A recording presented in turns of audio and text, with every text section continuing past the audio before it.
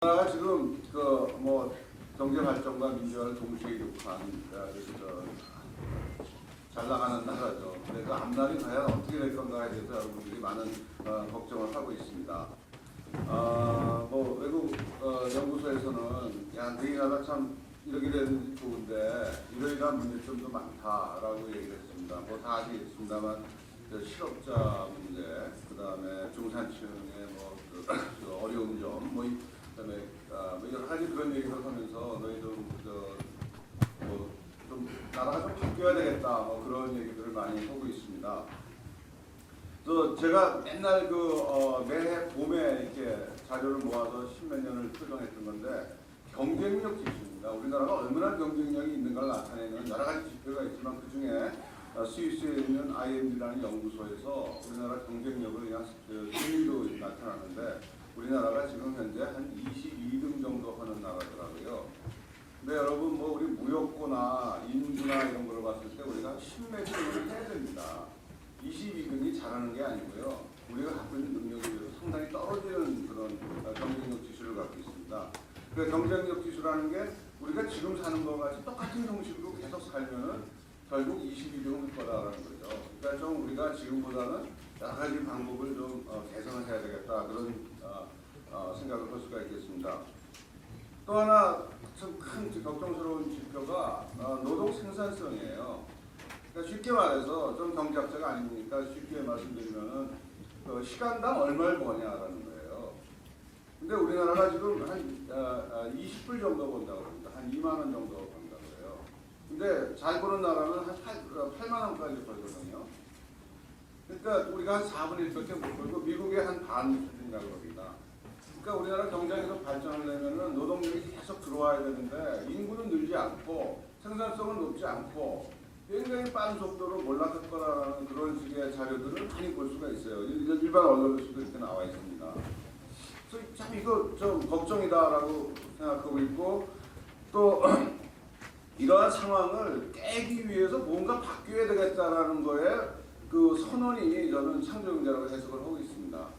그 용어 자체가 선거 때 나와서 어떤 특정 정권의 정치인 것처럼 이렇게 보여지고 있지만 우리가 해야 될 거는 변화를 해야 된다라는 거는 그 명제입니다. 어쩔 수가 없는 겁니다. 그래서 새롭게 변하는데 창조경제가 뭐냐 그러면 말들이 굉장히 많죠. 잘 모르겠다 그러는데 창조경제를 가장 잘 이해하기 위해서는 창조경제가 아닌 게 뭔가 하면요. 그게 모방경제입니다. 남 쫓아가는 거예요. 그거 아니고 새롭게 하려니까 어떻게 되는가 하는 거는 미리 알 수가 없어요. 그러니까 창조경제가 뭐 과학기술과 ICT와 이런 걸 이용해서 새로운 산업을 일구고 일자리를 만들자 뭐 이런 식의 캐치프레이즈를 내걸고 지금 저희가 1년이 지났습니다. 창조경제를 하기 위해서 미래부가 소프트웨어를 핵심 도구로 삼겠다라고 했습니다. 2014년을 소프트웨어 해로 하자고 미래부 장관이 얘기했고 작년에 약간 소프트웨어 혁신 전략이라는 걸 발표를 했습니다. 그래서 그 중에 하나의 사업으로서 이제 제가 지금 설립하고 있는 소프트웨어 정책 연구소라는 걸 만들고 있습니다. 그래서 이렇게 창조경제를 얘기하면서 소프트웨어를 계속 얘기를 해요. 그래서 오늘 제가 여러분한테 창조경제는 왜 소프트웨어를 찾는가, 왜 소프트웨어가 어떤 역할을 하길래 창조경제를 하면서 소프트웨어를 찾는가 그 말씀을 드리고자 합니다. 그 전에 우리 창조경제 얘기할 때 맨 마지막에 나오는 게 뭐냐면 일자리예요. 이렇게 해서 산업을 일으키고 어쩌고 해서 그래서 좋은 일자리를 만들겠다 이렇게 얘기를 계속 합니다.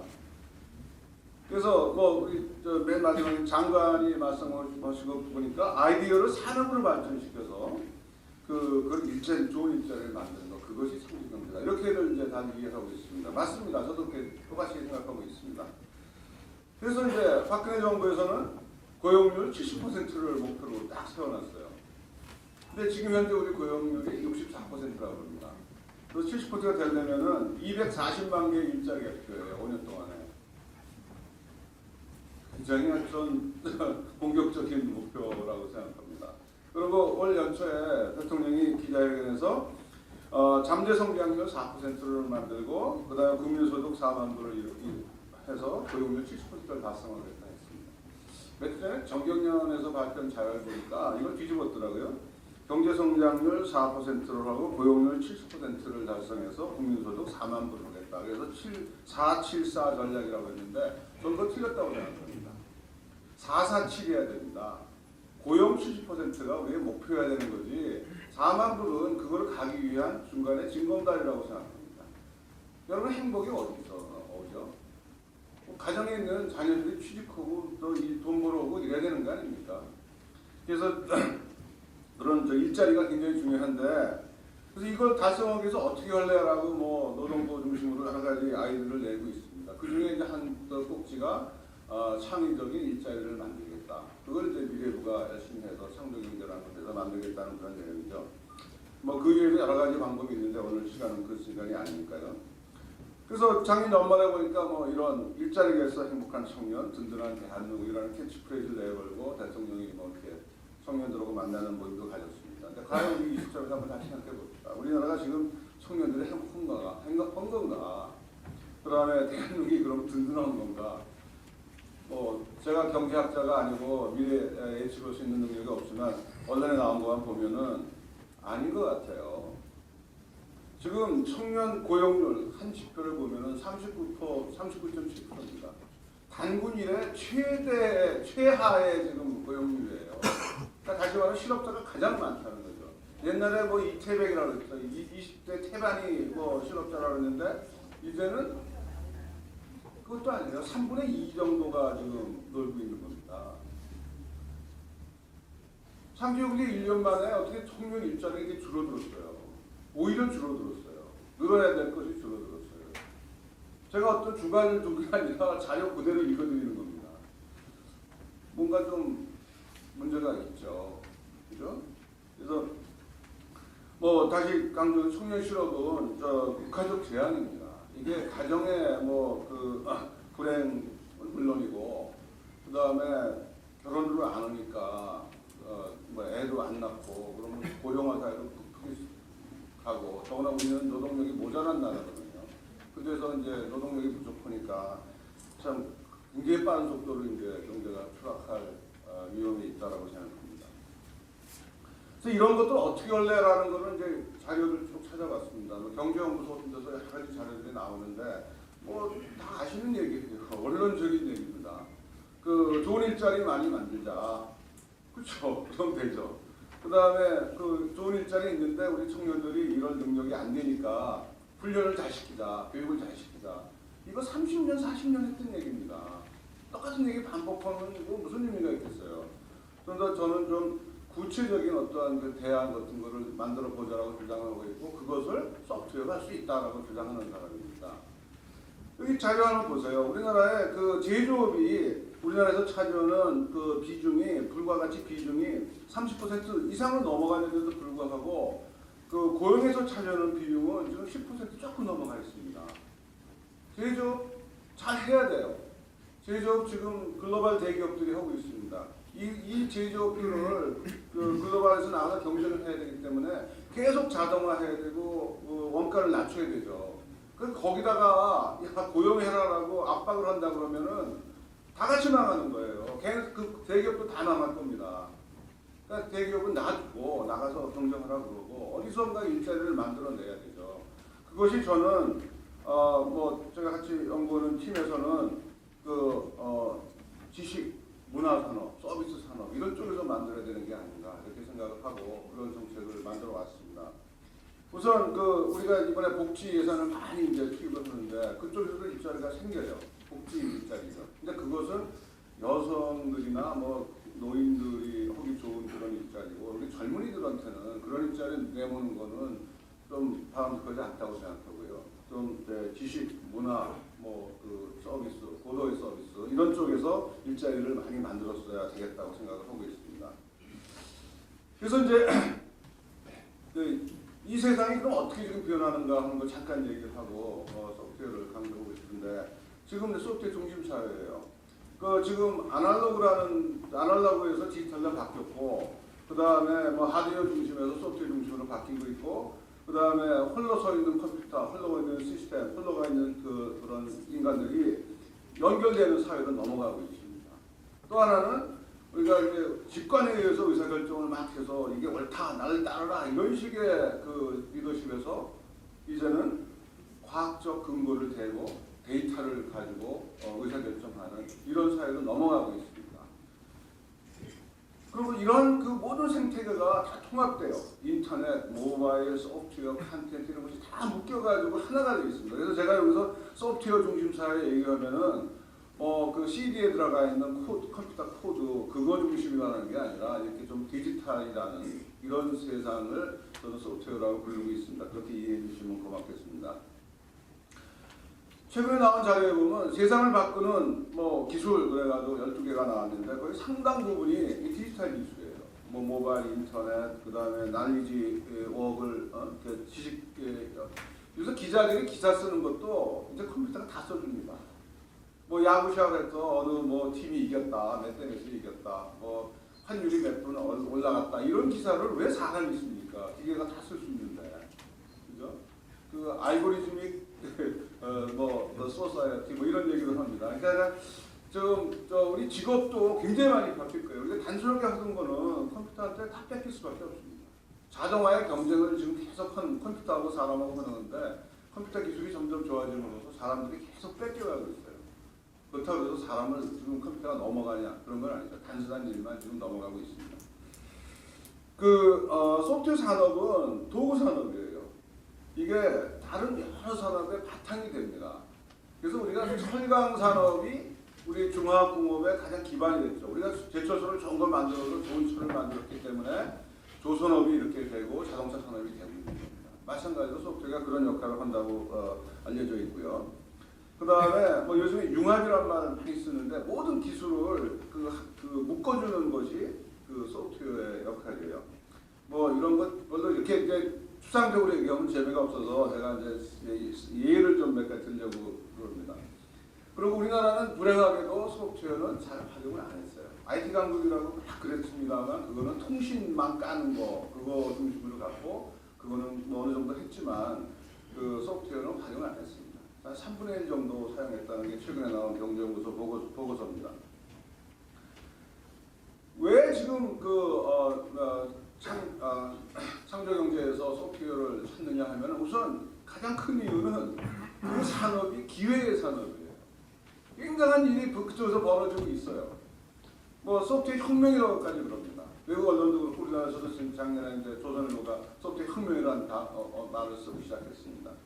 모든 산업에서 소프트웨어를 이용한 혁신이 일어나고 있다. 새로운 가치가 창출되고 있다라는 겁니다.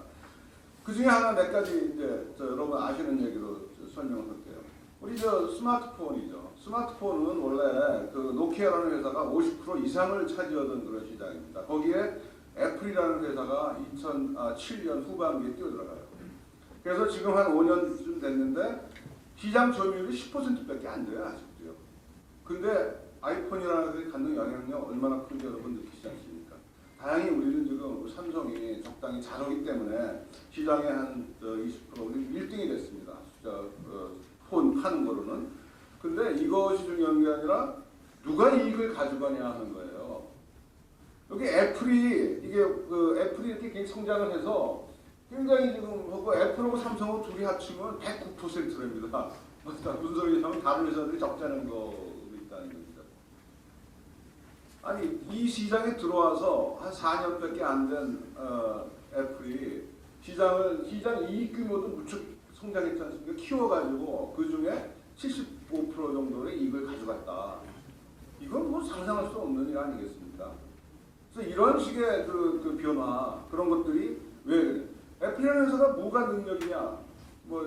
자세한 얘기 안 드리겠습니다만 그 회사가 갖고 있는 능력이 소프트웨어 능력이죠.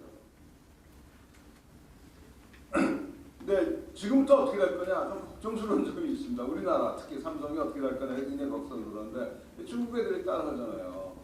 우리가 스마트폰 OS나 소프트웨어 우리가 만드는 거 아니잖아요. 우리가 다 얻어 쓰잖아요. 중국도 얻어 쓰죠. 걔네가 더 싸게 만들죠. 우리가 어디 갈 거냐 걱정됩니다. 또 하나는 자동차예요. 자동차는 아직 안 왔죠.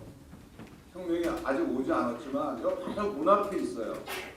구글이 그 무인 자동차를 만들었죠. 그래가지고 그 50만 마일을 무사고 운전을 벌써 했어요. 그 다음에 미국의 네바다주 캘리포니아주에서는 그 무인 자동차에다가 운전면허를 줬어요. 다시 말하면 뭐냐면 일반 도로상에 자동차가 다니는 걸 허용을 했습니다. 굉장한 사건이에요.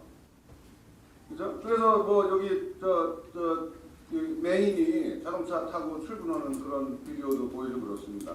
인터넷 가서 보세요. 셀프 드라이빙 가지고 뭐 굉장히 놀랄만한 그런 비디오들이 많이 있습니다. 또 만약 이렇게 되면은 자동차라는 게 어떤 의미인가를 한번 생각해 보세요. 운전석이 앞에 있고 뒤에 앉아갈 이유가 하나도 없습니다. 거실처럼 이렇게 앉아서 같이 얘기하면서 가면 되고 가면서 뭐 책도 보고 뭐 그러면 데려다 주는 거죠. 그죠? 그리고 보험사 같은 거 다 없어질 것 같잖아요. 사고 나면 내 잘못이 아니고 자동차 회사가 잘못한 거죠. 그러니까 보험이라는 업이 자동차 보험이 다 이제 바뀔 거예요. 그죠? 뭐 이런 식으로 굉장히 사회 변화가 그냥 굉장히 할 거다. 이제 대리운전 불릴 필요 없죠. 술 먹고 있다가 갈 때쯤 돼서 띡띡 거리는 자동차가 무인장으로 딱 타있으면 올라타면 집에까지 내려가지고. 또 하나의 큰 변화가 전기차예요. 전기차가 온다는 건 다 알았는데 우리 현대자동차가 조금 생각을 잘못했던 것 같아요. 좀 늦게 올 거라고 생각하고 중간에 하이브리드로 갔는데 문제는 하이브리드를 가지 않고 지금 전 세계 전기차로 그냥 달려옵니다. 여기 있는 테슬라라는 차는 캘리포니아에서 돈 많이 번 그 젊은 재벌들, 그러니까 스타트업에서 돈 버는 애들이 가장 즐겨 타는 그 스포츠카예요. 뭐 순간 가속도가 뭐 굉장히 빨리 나오고 뭐 그렇습니다. 회사에 가니까 구글 같은 데 가면 주차장에 다 이게 충전기가 다 있어요. 그러니까 출근해서 딱 꽂아놓고 있다가 퇴근할 때 충전된 차 타고 가는 겁니다. 우리나라도 보니까 지금 홈플러스에 가보니까 있더라고요. 무료라고 그러더라고요. 아직은 올해까지는. 여러분 전기차 타면 빨리 가서 홈플러스 가서 충전하세요. 그 다음에 배터플레이스라고 그래서 자동차 이게 이제 충전하는데 시간이 많이 걸리잖아요. 그게 문제니까 배터리에다 충전을 다 해놓고 기다리고 있다가 차 들어오면 배터리를 통째로 바꿔주는 거예요. 그런 비즈니스는 배터플레이스라는 이스라엘 회사가 전 세계로 좀 빠르게 퍼져나가고 있습니다. 굉장히 빨리 오고 있어요. 이게 벤츠 회사 사장이 한 얘기예요. 이제 자동차는 이제는 가솔린을 달리는 게 아니라 소프트웨어를 달린다. 이 얘기를 했고 우리나라 현대자동차에서도 광고하는데 이렇게 얘기를 해요. 뭐 전기전자 플러스 화학 플러스 IT 플러스 신소재는 자동차입니다. 이렇게 얘기를 했어요. 전통적으로 얘기는 기계가 없어져 버렸어요. 그러니까 뭐 열 효율을 높이기 위해서 엔진을 어떻게 뭐 연소를 하고 이런 얘기 자동차하고 관계가 없어요. 우리나라에 지금 기계과에서 가르치는 그 많은 어려운 얘기를 자동차하고 관계 없어요. 이렇게 변하는 겁니다.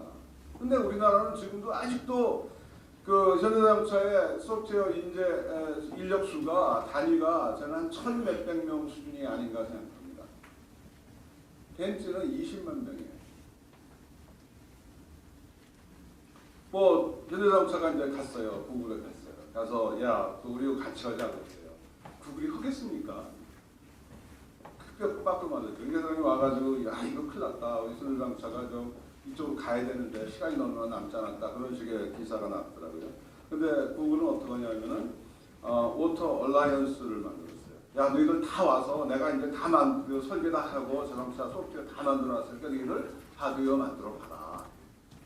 그러니까 삼성이 구글의 소프트웨어 갖고 하드웨어 만든 것처럼 현대가 구글의 소프트웨어 가지고 만들게 되지 않을까 이렇게 생각을 합니다. 됐어요. 비행기도 마찬가지입니다. 여러분 저 비행기 우리가 사고 싶어하는 비행기가 뭐죠? F-36이죠. 35. 그것도 실은 똑같은 거예요. 소프트웨어 다 만들어 놓고 그 다음에 하드웨어를 갖다 붙이는 겁니다. 우리 저 비행기 살까 하고 검사하는 우리 사절단이 가다 보니까 하드웨어가 없다는 거예요. 비행기가 안 보인다는 거예요. 시뮬레이터에 앉아가지고 들여다보고 막 그러고 뭐 완성도 안 된 비행기를 타려고 그런다 그런 식의 얘기를 했는데 그건 뭐 잘 모르시는 거죠. 요새 하드웨어 그렇게 안 만들어요. 비행기 만들어 놓고 소프트웨어 다 해보고 마음에 드세요? 그러면 그러면 하드웨어 붙여줘. 전달해 줘. 어떤 기능의 80%, 이 항공기의 기능의 80% 이상, 90% 가까운 숫자가 소프트웨어로 된다는 거예요. 그러니까 다시 말하면 비행기가 날아다니는 컴퓨터예요. 그리고 거기다가 소프트웨어를 놓고 다니는 거죠. 뭐 영화가 그 컴퓨터 그래픽으로 다 하는 거는 다 아시는 거예요. 요새는 뭐 배우 쓰지 않고 다 그림 그려서 다 해결을 하죠. 대부분 영화가. 그 다음에 또 재미난 얘기 하나 해드릴게요. 이제 우리 여러분 감기 걸리고 그러면은 많은 분들이 구글에 가서 뚜벅이서 검색을 한대요. 그렇죠. 목이 아프다. 어떻게 하면 되나. 이거 무슨 약을 먹으면 되나. 이런 거 뚜벅이죠. 그러니까 구글에서는 그걸 딱 보고 있으면 어느 동네에 감기가 창궐하는 줄 알 수가 있어요. 즉시 알 수가 있어요. 미국의 그 질병관리센터가 이런 질병이 창궐하는 거를 통계를 다 내서 유지를 합니다. 근데 통계내는데 걸리는 시간이 최소한도 한 달이에요. 근데 구글은 직접 알아요. 근데 노란 금하고 이 파란 금이 하나는 구글 거고 하나는 질병센터가 한 거예요. 똑같아요. 이런 능력이 생기니까 어떤 서비스가 가능하죠? 보시는 것 같이 이런 서비스가 가능합니다. 독감지도 구글에서 갖고 온 거예요. 어저께 가서 갖고 온 거예요. 이 시점에서 보니까 일본의 독감이 굉장히 많네요. 그죠? 그래서 일본에 독감 나는 거 지난 며칠 동안 독감이 어떤 식으로 났는가 하는 것 자료를 딱 볼 수가 있어요.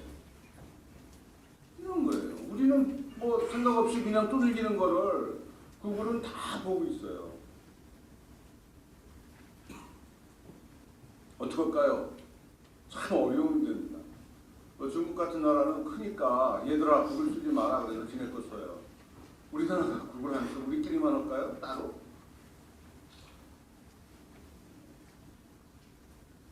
또 하나 커다란 변화가 대학에서 오고 있습니다. 무크라고 해요.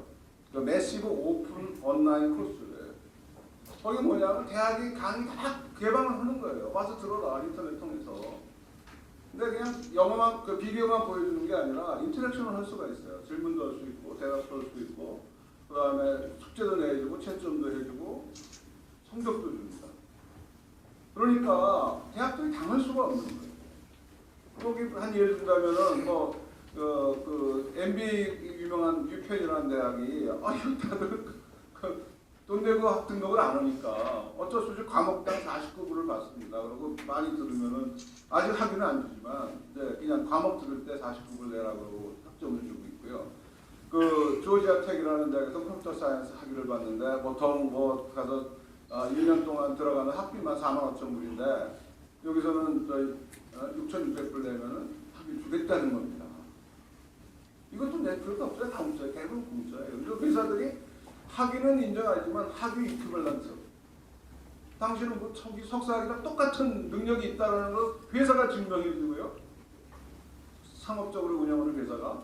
그 회사에 또 그런 사람들은 또 취업도 안 써는 해요. 회사에서는 또 채우는 데서는 좋아서 써요. 아니 16만 명이 강의 들었는데 거기서 2등 했다는 애를 무슨 대학 나왔다는 애하고 비교할 때 누굴 쓰시겠습니까? 저는 16만 명 중에서 2등을 쓰겠어요. 그죠? 이런 식으로 대학이 살아남을 수가 없습니다. 그래서 그런 코세라, 유데시티, EDX, 유데미 다 이런 그런 회사들이에요. 상업적 회사들이에요. 물론 다 교수 얻은 친구들이 나와서 만든 비즈니스입니다. 굉장히 큰 돈들 투자받고 있으면서 대학이 무너지는 것을 가속화시키고 있습니다.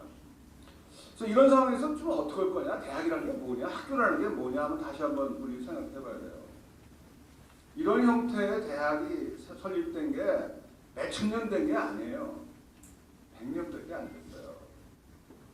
100년 전에 이런 식의 형태로 건물 짓고 어떻게 사람들 모여서 같이 공부하고 이렇게 하는 거였었어요. 근데 이제는 왜 아니지 않느냐는 거죠. 그죠? 그러면 대학이 뭐냐? 글쎄요, 뭐 하는 데일까요? 좀 이런 식으로 할 수 없는 게 실습 같은 거 하기 힘들고, 그 다음에 그룹으로 모여서 여럿이 모여서 같이 만들어 보는 거 힘드니까 뭐 이런 거 하는 데다 이렇게 해서 보면 이제 문제가 좋죠. 그러니까 뭐 대학 금융 지식 전달을 하는 것 이런 이 기능은 떨어지고 그럼 이제 사람 만나는 곳, 그죠? 사람 만나고 뭐 같이 이제 뭐 창업도 하고 뭐 이런 식의 거를 빨리 가야 된다라고 생각합니다. 그러니까 지금 이 정부가 창업을 드라이브하는 거 시대 흐름으로 참 맞는 거죠. 그렇게 가야 돼요. 어쩔 수가 없습니다. 또 하나 커다란 혁명이 제조업에서 오고 있습니다. 3D 프린터 뭐 아시잖아요. 그 얇은 그 액체를 이렇게 바르고 좀 기다리면 굳으니까 그게 또 바르고 이렇게 하면은 어떤 물체도 다 만들 수 있어요. 이론적으로. 그렇게 만듭니다.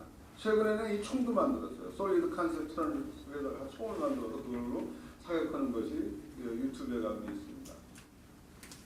총기를 제한하고 싶은데 제한할 방법이 없어요. 총포장에서 파는 게 아닌데 컴퓨터에서 그냥 다운받아서 집에서 만드는데 어떻게 그걸 제한을 합니까? 여러 가지 복잡한 기계를 만듭니다. 이게 맞춤형 이제 기술로 넘어가요. 그렇죠? 그래서 신발, 나이키 만든 신발이 여기 스파이크 하나하나가 이 사람의 몸무게, 뛰는 습관을 따져가지고 맞춤형을 만들어주는 거예요. 그래서 이걸 자기 집 근처에서 찍어내면 돼요. 뭐 자전거, 옛날에는 뭐 대형, 소형 정도 있었는데 요새는 그 몸무게 크기 다 해가지고 거기에 딱 맞는 자전거 설계해서 그거를 그 사람을 위해서 설계해주고 그거를 집 옆으로 찍어내서 갖다 주면 됩니다. 또 하나는 이게 이제 3D 스캐너가 연결됩니다. 그렇죠? 스캐너는 이렇게 쫙 삼삼물질 같은 경우는 쫙 돌아가면 이제 정보를 다 알 수 있는 그런 기계가 연결되니까 사이에 있는 어떤 물건도 또 3D 프린팅으로 만들어내는 거예요. 그래서 뭐 치아 같은 거 할 때 딱 스캔해가지고 그거를 이제 그 3D 프린터를 만들어서 갖다 끼는 거고요.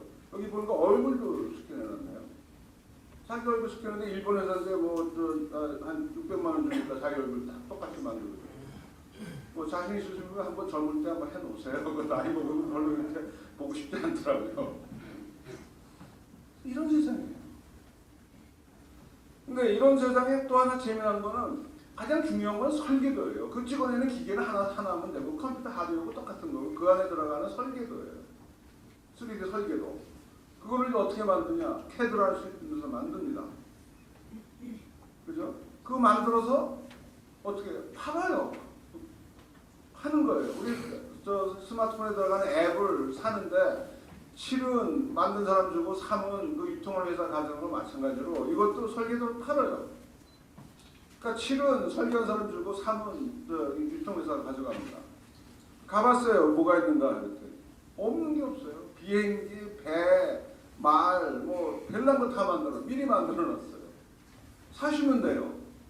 사서 어떻게 쓸 건가? 한 3가지 정도가 쓰는 방법이 있어요. 하나는 액자에다 넣고 걸어놓고 싶으면 2D로 찍어내면 돼요. 렌더링이라고 해서 찍어내면 됩니다. 아니면 3차원으로 만들어서 뭐 이렇게 거실에다 올려놓으셔도 되고요. 가장 많이 쓰이는 거는 여러분이 만약에 사이버 세상을 갖고 있다면 사이버 세상에 집어넣는 거예요. 게임 만들 때 거기 들어가는 모든 물체를 일일이 자기가 설계하는 게 아니라 사다가 집어넣는 거예요. 그럼 그걸 묶어서 시나리오 만들고 게임을 만드시면 돼요. 이런 비즈니스 우리나라 잘할 것 같지 않습니까?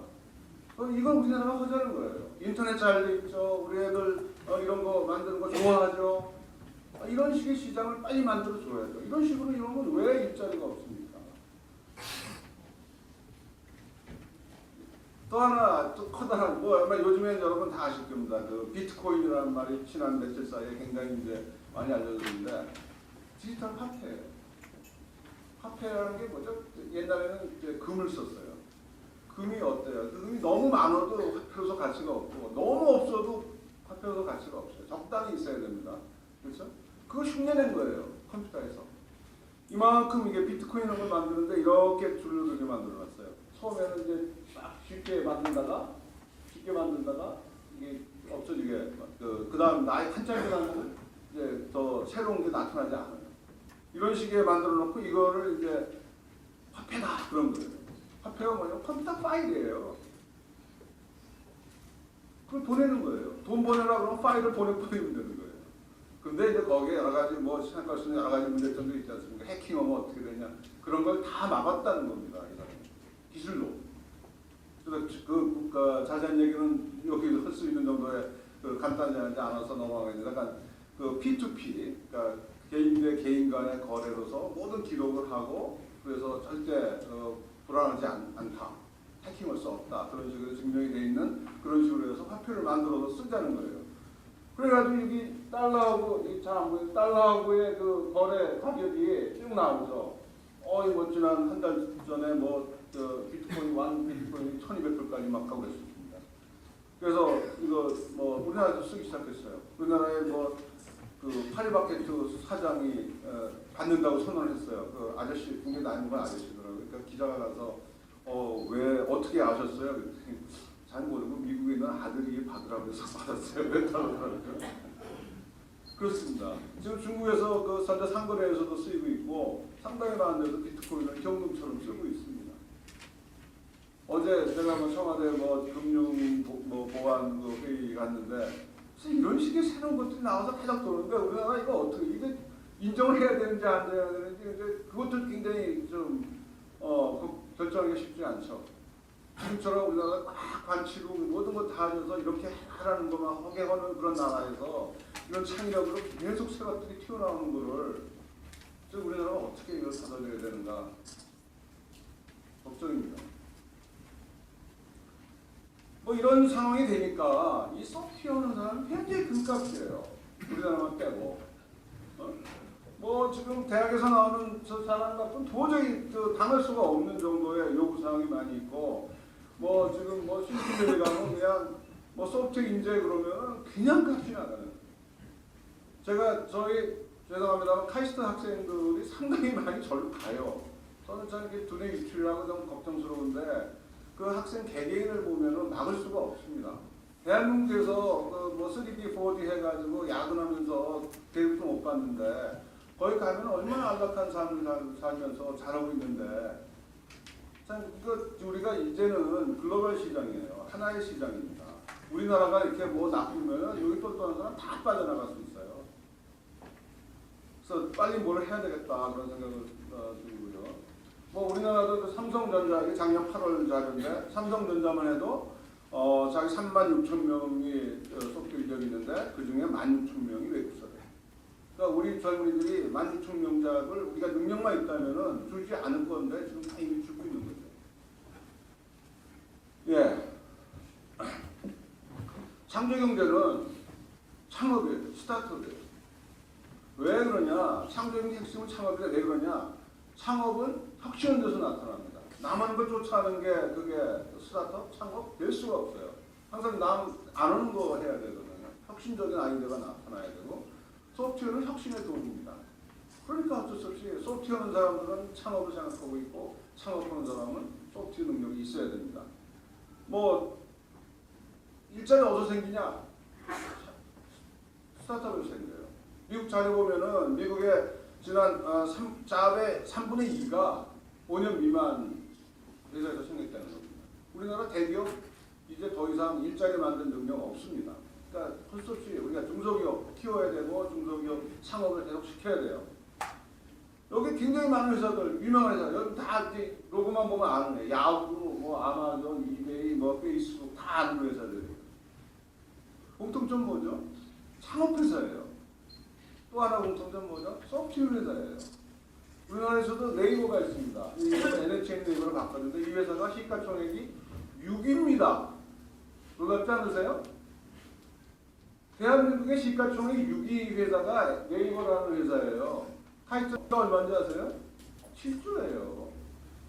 KT 별거 아니에요. 뭐 KT 망한다고 뭐 나라가 벅벅 뒤집을 것 같은데 아니 이런 회사 몇 개 더 만들면 되죠. KT가 뭐게 중요합니까? 그래서 이런 식의 세상인데 우리는 아직도 전통적인 사고에서 벗어나지 못하는 게 아닌가 하는 생각이 듭니다. 뭐 소프트웨어는 혁신의 도구. 그 젊은 애들이 돈 벌기 위해서 했다? 저는 그렇게 생각 안 해요. 그래서 우선 돈은 나중에 벌린다. 뭐 새 것만 만들자. 또 세상 편하게 하고 불편한 거 있으면 해결해 주자. 이런 식으로 덤비면 결국은 그게 돈으로 연결되는 겁니다. 그렇게 믿고 있고요. 저희 제자들이 다 그렇게 잘 하고 있다고 믿고 있습니다. 또 하나는 소프트웨어 창업은 쉬워요. 물론 기술이 있어야 되죠. 아이디어가 있고 그다음에 소프트웨어 개발 능력이 있으면 할 수 있습니다. 요새는 컴퓨터도 필요 없어요. 다 빌려 쓰면 돼요. 더구나 우리나라에서는 정부가 지원해준다고 해서 컴퓨터 시설 다 빌려줍니다. 클라우드 다 빌려주고요. 그다음에 가장 어려운 게 옛날에는 마케팅이었거든요. 아무리 여기서 국내에서 조그마한 회사가 만들어도 전 세계 되고 어떻게 팝니까? CD에 넣어가지고 가서 무줄기가 가지고 저 상부서 왔는데 이거 사주세요 하고 팔리겠어요? 근데 그걸 팔 수 있는 채널이 생겼죠. 앱스토어라는 게 있어요. 요새는 인터넷에서 다 팝니다. 인터넷에 올려놓으면 되는 거예요. 그래서 인터넷이 글로벌 하나의 시장을 만들었어요. 거기 우리나라 굉장히 잘 옵니다. 그러니까 우리나라가 정말 지금까지 지난 정부 몇 대 정부가 잘해주는 그 인터넷 깔아준 거 우리가 살 수 있는 바탕을 만든 거예요. 근데 지금부터 이제 그걸 이용해야지 그게 의미가 있는 거지 만들어 놓고 그냥 놀리면 뭐겠습니까? 그런 의미에서 우리는 빨리 이제 소프트웨어 창업으로 가야 된다고 생각합니다. 소프트웨어 창업하면은 굉장히 빨리 성장해요. 될 거면 그냥 빨리 성장해요. 요새는 며칠만이면 될까 안 될까를 알 수 있어요. 여기 카카오 스토리가 보면 100만 명을 모으는데 36시간밖에 안 걸렸답니다. 그러니까 36시간 만에 아는 거예요. 이게 싹수가 있는 건지 싹수가 노란지 아는 거예요. 아니면 버리면 돼요. 그러니까 젊은이들이 창업해봐라. 뭐 하는 아이디어 있으면 만들어봐라. 당연히 해야 되고요. 뭐 대부분 그런 것들이 이제 잘 안 되겠죠. 아이디어가 뭐 저도 이제 젊은이들 앱센터라고 하는 걸 운영하면서 젊은이들 많이 만나는데 상당히 많은 아이디어가 남의 연구 베껴서 하는 거예요. 그런 거 다 안 됩니다. 그 중에 이제 한두 개 뛰는 게 아니에요. 그것이 나타나면은 몇 시간 만에 그냥 뜨는 거예요. 인터넷 서비스 가능합니다. 그리고 글로벌이고 세계는 하나의 시장입니다. 그러니까 뭐 앱을 올리면은 남미에서도 사가고 북프랑스에서도 사가고 다 사가는 거예요. 뭐 창업하는 거 보면은 소프트웨어는 젊은 애들이 해요. 미국 자료 보니까 일반 창업하는 사람들이 가장 많은 숫자가 30대 중반인데 소프트웨어는 20대 중반입니다. 그러니까 젊은 사람들이 하긴 해야 됩니다. 몇 가지 이제 이런 식으로 창업해서 돈 버는 아주 획기적인 사건을 몇 가지 말씀드렸는데 빈방 빌려주는 거예요. 그 회사 이름이 에어비앤비입니다. 뭐 청년 둘이 진짜 돈이 없었죠. 아파트값 낼 돈이 없는데 그때 샌프란시스코에 큰 이제 컨벤션이 있어가지고 호텔들이 방이 없는 거예요. 자기 방을 빌려줬어요. 근데 청년 둘이 살던 방이 오죽 지저분하겠습니까? 그러니까 그냥 침대를 줄 수가 없으니까 매트리스를 사다가 바람을 푹푹푹 불어가지고 줬어요. 그래서 이 회사 이름이 에어 베드 앤 브렉퍼스트. 아침에 일어나서 계란하고 뭐 소시지 이렇게 삶아서 줬겠죠. 그리고 50불 받아 트는 거예요. 그 아이디어 괜찮다 해서 그걸 갖다 전 세계로 퍼졌습니다. 지금은요 제일 큰 호텔 체인이에요. 어떤 회사보다도 제일 많은 방을 공급하고 있고 한번 들어가 보시면은 뭐 영국의 고성, 그죠?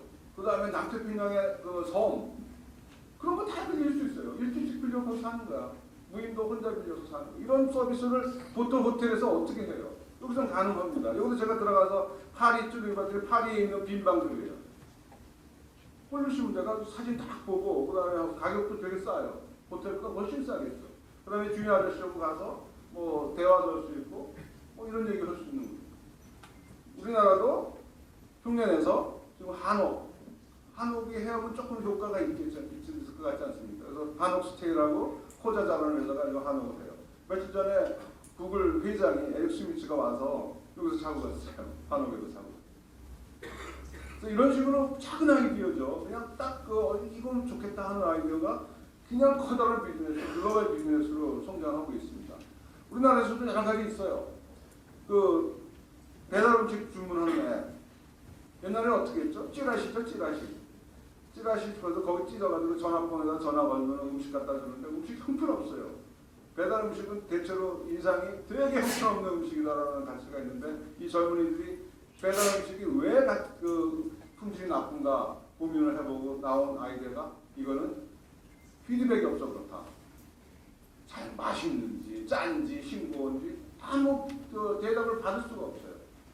스마트폰에 연결되니까 거기에 좋아요 버튼이 있어요. 누르는 거야 좋으면. 그러니까 여러분 음식 주문하러 갔을 때 짜장면을 시키더라도 쭉 보니까 어느 집은 좋아요가 잔뜩 있으면 그 집 가서 사겠죠, 당연히.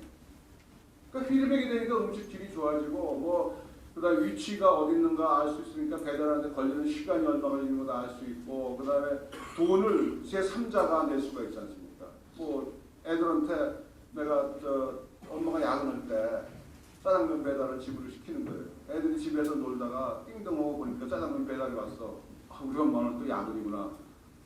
이렇게 되는 거죠. 여러 가지 그 서비스가 되는 거예요. 이 친구들은 뭐라는 야 이거 왜 배달 음식은 왜 짜장면하고 피자만 하냐. 스테이크도 하자. 이렇게 좀 나와요. 스테이크 잘 먹어가지고 스테이크 또 볼 때 뭐 얼마큼 굽는다는 게 굉장히 중요하잖아요. 그러니까 주문을 받아서 미디움 레어 뭐 해가지고 뭐 포도주 한 병 같이 가지고 촛불 하나 껴서 생일 시간 딱 맞춰서 그 시간에 딱 띵동하고 갖다 배달하겠다는 거예요. 무슨 얘기를 하냐면 야 전 세계에 지금 이런 배달 음식 시장의 규모가 얼마나 되나 이런 분석들을 오고 있어요. 우리 젊은이들입니다. 저 이런 식으로 가도록 해야죠. 나가도록 해야죠. 뭐 이런 식의 얘가 뭐 한이 없습니다. 제가 뭐 젊은이들하고 계속 살다 보니까 최근에 나온 거가 이제 단체 급식 식사라는 인식이에요. 식당에서 버리는 음식 잔반에 가져간 거 남기지 말라고 막 야단치고 다 먹으라고 그러는데 거기서 버려지는 음식 별거 아니에요. 더 많은 음식이 어디서 버려지는지 아세요? 준비해놨는데 안 먹는 거예요. 가져가지는 않는 거예요. 그러니까 얼마큼 준비할까 하는 걸 미리 알면 얼마나 좋겠습니까? 그거 하자는 그 애입니다. 이거 아이디어 그대로 팔려서 어디로 갔냐? 카알로 갔어요. 비행기 탈 때 가서 비행기 이제 타고 앉았으면 와서 뭐 드시겠어요? 그래서 뭐 생선, 뭐 닭 이렇게 뭐 닭 그러면 닭 다 떨어졌는데 없다고. 미리 다 신청하고 가는 거예요. 이제. 그럼 내가 뭐 먹는 물어보지도 않고 딱 그냥 닭면을 갖다 주겠다. 그래서 이런 식으로 여러 가지 뭐 주차장 공유하는 것도 아마 그 강남구가 굉장히 신경을 써야 되는 그런 문제인 것 같아요. 이런 식입니다. 근데 이게 이제 그 스마트폰이 소프트웨어로만 돌아다니면은 뭐 가격이 별로 안 나가요. 우리나라 분들이 저 스마트폰에 앱을 가장 많이 갖고 다니는 나라입니다. 38개인가 그래요, 평균이. 근데 돈 내고 쓰는 건 평균 2개예요. 전 세계에서 제일 돈을 안 내는 나라예요. 일본은 32개인가 갖고 다니는데 18개가 평균이 18개. 그러니까 일본 사람들 다 돈 내고 그 앱을 쓰는데 우리는 돈 절대 안 내요. 뭐 저만 해도 뭐딱 하려다가 돈 내라 그러면 안 돼요. 그래서 가는 거 보여요. 근데 그거를 하드웨어하고 연결시키면은 간단한 액세서리하고 연결시키면은 값이 나가는 거예요. 그래서 이 밴드 차고 다니는데 이 밴드가 나의 그 움직임 같은 거 다 분석해가지고 잠을 잘 잤나 못 잤나 다 스마트폰을 연결해가지고 씁니다.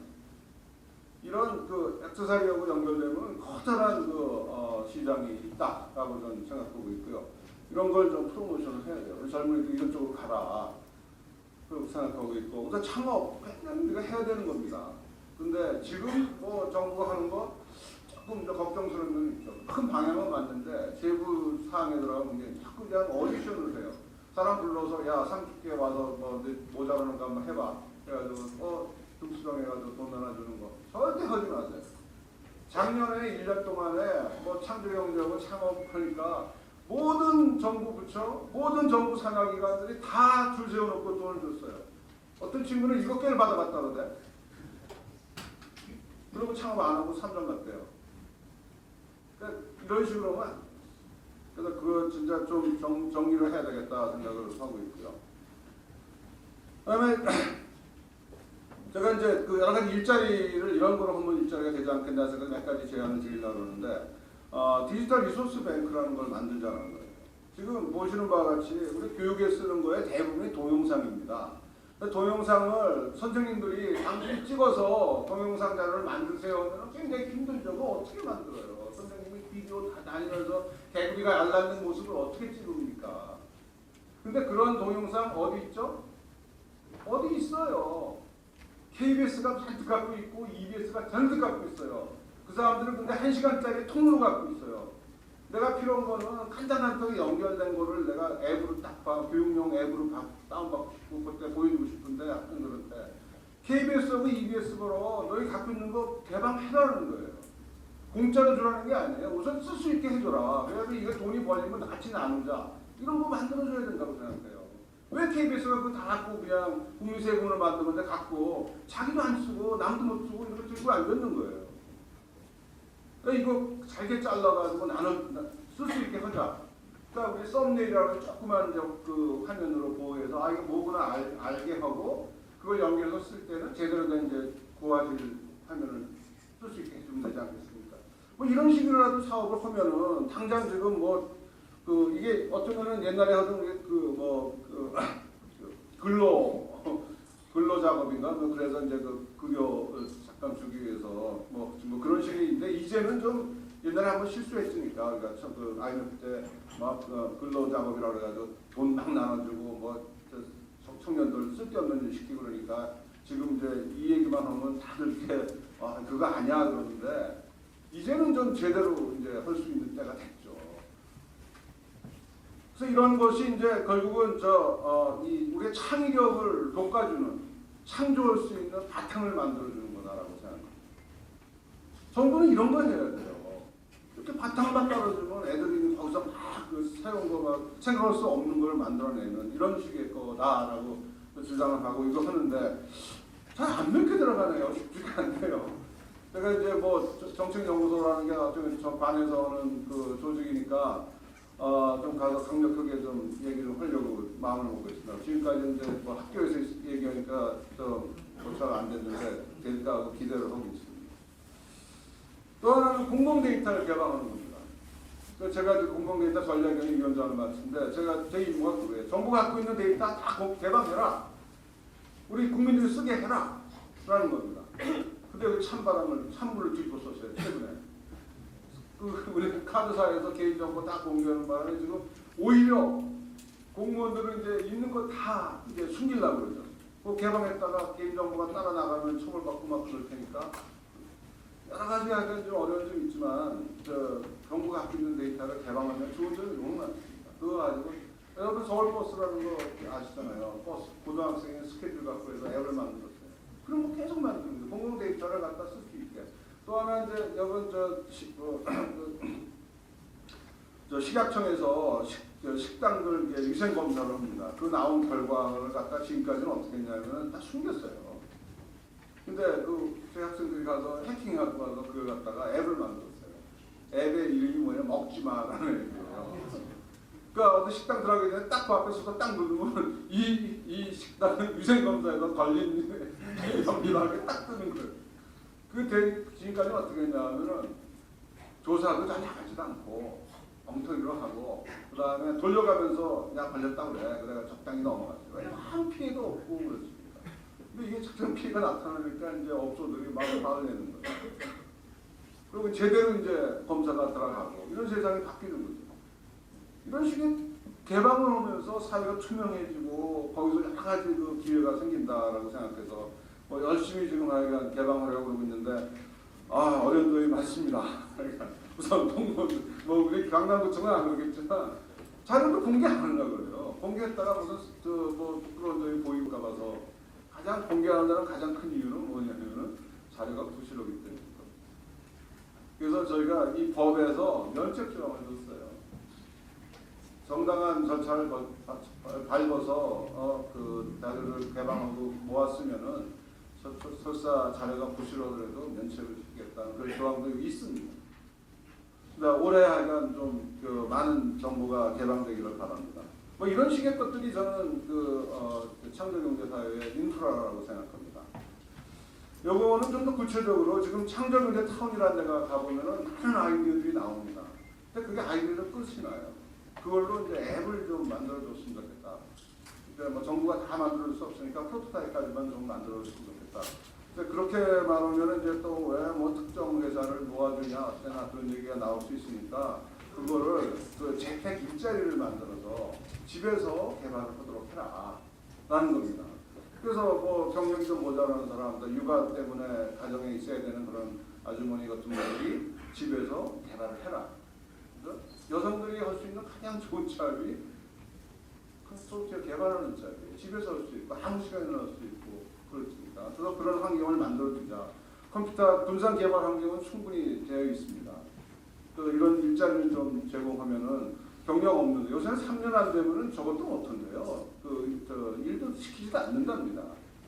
처음부터 3년 넘어간 사람이 어디 있어요? 젊은이들이 일 못하는 이유가 다 그런 거거든요. 그래서 그런 경력을 이런 정부가 좀 시장을 만들어줘서 거기서는 이제 그 청년들이 경험을 해보는 거, 뭐 그런 식으로 할 수 있는 일자리 만들자. 이런 뭐 어떤 문제점이 있는지 아직은 깊이 있는 분석은 못했지만 이런 식으로라도 좀 이렇게 청년들을 챙겨주는 뭐가 좀 필요한 게 아닌가 하고 생각하고 뭐 계속 이런 거를 이제 우리 젊은이들하고 생각을 하고 있습니다. 여러분들 좋은 의견 있으시면 항상 저한테 주시면 제가 또 구체화 시켜보겠습니다. 그런 것 중에 하나가 제가 하는 소프트웨어 일자리 대연합을 만들자라는 거예요. 이거는 유럽연합의 그랜드 코알리션 포 디지털 잡스를 그대로 흉내낸 겁니다. 이건 뭐냐면은 어떤 취업을 해야 될 어떤 학생 하나를 붙잡고 그 다음에 사람을 모으는 어떤 회사를 하나 붙잡으면 이 학생이 이 회사에 취업을 하려면은 어떠한 그 자격을 가져야 되는가 하는 걸 분석을 다 합니다. 그러니까 이 학생이 어떤 능력이 있다는 걸 알아야 되니까 자격증도 주고 근데 넌 이거 더 해야 돼 라는 거를 확인해서 교육을 시켜주고 그래서 이렇게 되면은 이 회사가 사람을 데려가는 그래서 이런 식의 좀 구체적인 어떤 방안이나 그냥 뭐 과학기술에 투자하고 일자리 64억에 생깁니다. 뭐 이런 식의 얘기는 이제 됐어요. 더 이상 필요 없고 구체적으로 우리 젊은이 하나를 이 회사에 취직시키려면 어떤 일을 해야 되는가 하는 거를 좀 구체적으로 가서 도와주고 멘토링 해주는 게 필요한 게 아닌가 생각하고 뭐 이런 그 일자리 대연합 같은 걸 좀 했으면 좋겠다고 제안을 합니다. 네, 지금 시간이 됐는데 하여간 제가 빠른 속도로 넘어갈게요. 이제 우리 애들 좀 어떡할래? 우리 젊은이들 왜 취직을 이렇게 못하나? 뭐 그런 고민을 좀 해봐야 되는데 대학에 있는 분들 특히 고민해야 되는데요. 우선 이 동네가 이제 세상이 소프트웨어 친화적으로 됐기 때문에 많이 바뀌었어요. 그래서 다 이제 뭐 숨기고 그러는 게 아니에요. 개방하고 공유하고 참여하고 협동하고 또 남의 거 또 사용하고 그다음에 남의 거 묶어서 새거 만들고 뭐 남의 아이디어 존중해주고 뭐 이런 식의 세상을 바뀌었습니다. 거기에 맞도록 우리가 훈련을 해야 되고요. 그다음에 또 하나는 그 문샷 싱킹이라고 그러죠. 그냥 달을 쏴보겠다 이런 식으로 그냥 굉장히 창의적인 그런 으로 나가지 않으면 안 되는 세상이 됐습니다. 그냥 조금 뭐 해서 뭐 약간의 개선을 하고 그런 거 갖고는 안 돼요. 저 실리콘밸리에 있는 분들이 얘기하는 거 들으면은 거기는 진짜 뭐 500배의 그 매출 성장 이런 거 아니면 안 돼요. 매출 성장이 20% 이런 거는 안 돼요.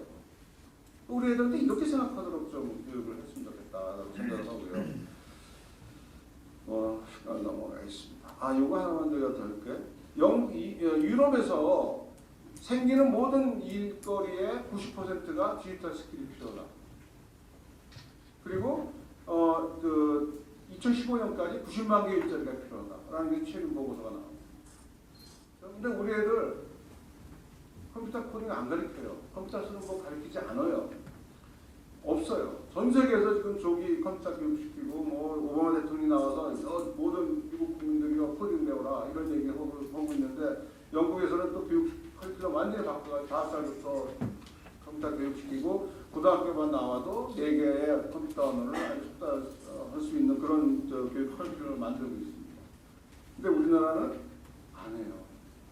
그래서 이거를 뭐 소프트웨어 인력을 양성하고 그런 차원이 아니라 세상을 살아가는 방법이에요. 이제는 컴퓨터 코딩 안 하고 살아갈 수가 없는 세상이 됐습니다. 그래서 뭐 제가 이제 봉사단 모집해서 여기도 뭐 몇 분 같이 참여하셨는데 그래서 나가서 고등학교 가서 초중고등학교 가서 그냥 봉사로 교육을 하자라는데 어렵더라고요. 뭐 초등학교에 가서 봉사하러 가려면 신원조를 다 받아야 됩니다. 뭐 그런 식의 문제도 있고요. 그래서 여러 가지 가서 교육들을 하고 있습니다. 여러분들이 아까 성의껏 도와주셔도 다 하고 있고요. 결론인데 소프트웨어 창조경제는 하여간 결국 소프트웨어 혁명 아까 말씀드린 소프트웨어 능력을 그거 가지고 일자리를 만드는 거 그것이 창조경제다. 뭐 복잡하게 생각할 필요 없습니다. 또 우리 다 같이 참여해서 젊은이들 일자리 만들어주는 거 굉장히 중요한 우리 나이 드신 분들의 사명이라고 생각하는 게 맞을 것 같습니다. 네, 일단 마치겠습니다. 네. 슈퍼맨대와 슈퍼티어 역할에 대해서 특강을 해주신 김지영 교수님께 다시 한번 뜨거운 박수를 부탁드립니다. 시간이 정확히 끝났고요.